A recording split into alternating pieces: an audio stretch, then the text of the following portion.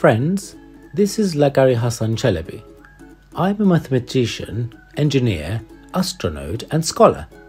I was born in Istanbul in the 1600s. Would you like to know me better? I'm the first person to rise to the sky with a rocket I made. As you can imagine, the childhood of such a person was mischievous, naughty but curious and inquisitive. My mother always said, believing is the first half of the achievement. As I got older, I realized how true my mother's words were. My childhood was shaped in the neighborhood school. My teacher was a very valuable teacher who taught us both the Quran and made us love mathematics. I loved him so much that I didn't even do the naughty things I loved so much, not to make him angry, because I didn't want to upset him. My teacher was my biggest hero who made me love the book, knowledge, and most importantly, dreaming. Everyone in the class had a nickname. Each nickname conveyed a characteristic unique to the person to whom it was named. Konyalı Ömer, Kara Osman, Hezarfen Ahmet, Topal Yusuf, Evliya Mehmet. My teacher nicknamed me Lâgarî because I was thin and frail. I was very interested in science. I read a lot of books, researched on the sky.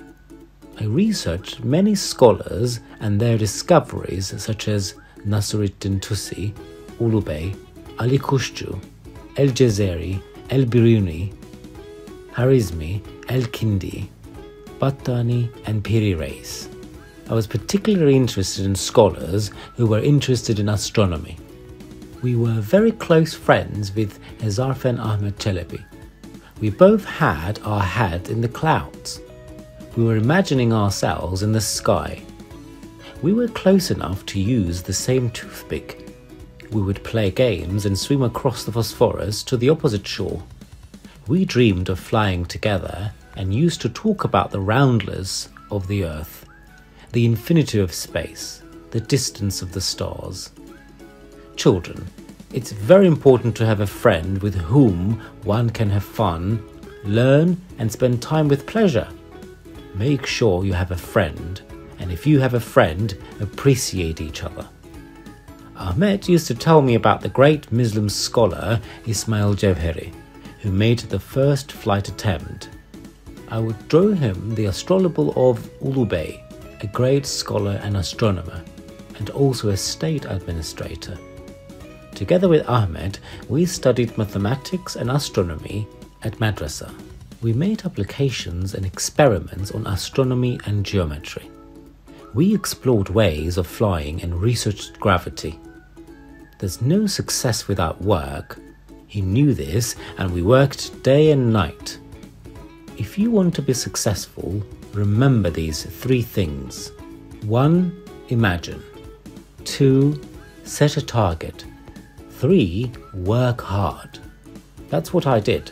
I ignored those who said, you can't. Are you crazy? Can a person fly?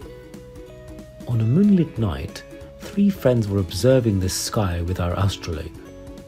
A huge star fell very close to the world. That day, we both firmly decided that it was possible to fly. As well as the reality of gravity, despite the gravitational force, a human could fly with a force. Maybe that power was somewhere within us. We, closing our eyes, dreamed of being able to fly on the grass where we lay on our backs. Evliya Çelebi, lying next to us and listening to our dreams, encouraged both of us, and we were excited by the dreams of the countries he wanted to travel to. Hezarfen Ahmet, who took Ismail Cevheri as an example, chose to fly with wings. He conducted trials for nearly 5 years. Flying was a difficult endeavour that should not be done without being fully prepared. After the short test flights, the big day had arrived. Using the Galata Tower, the tallest building of that period, Hezarfen managed to fly from the European side to the Anatolian side. The unbelievers froze. The believers rejoiced. This great event would go down in history. On the other hand, I aimed to fly it with a rocket. First, I prepared rockets that rose like cannonballs. It wasn't too difficult. The real challenge was to rise unharmed while I was in it.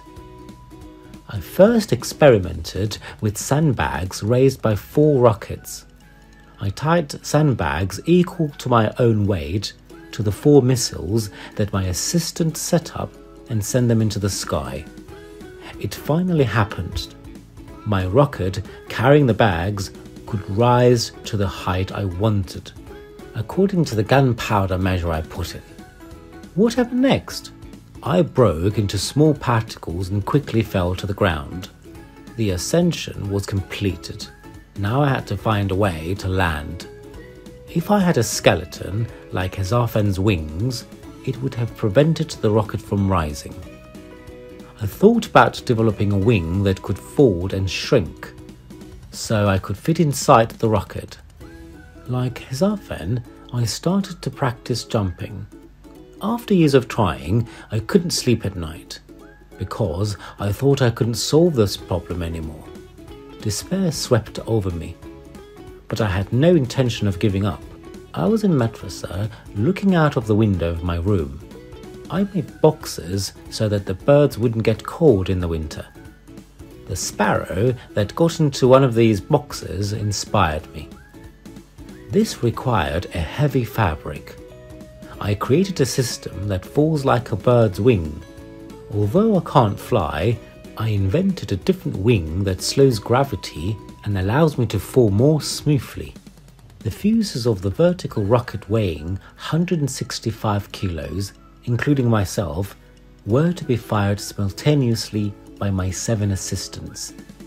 There was too little time for me to ascend into the sky with the light of the rocket that would illuminate the night. My life flashed before my eyes. Maybe I wouldn't be able to land again. Thousands of people were holding their breath and looking at me. Here I was flying. I was flying towards the stars. Yes, I was the first person to fly towards the stars. Being able to do something for the first time was indescribable happiness.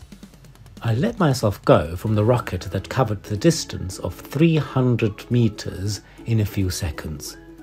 Thanks to my wings, I made a soft landing in the sea in a short time, like a minute. I swam to the beach. I succeeded. People were applauding me with admiring looks.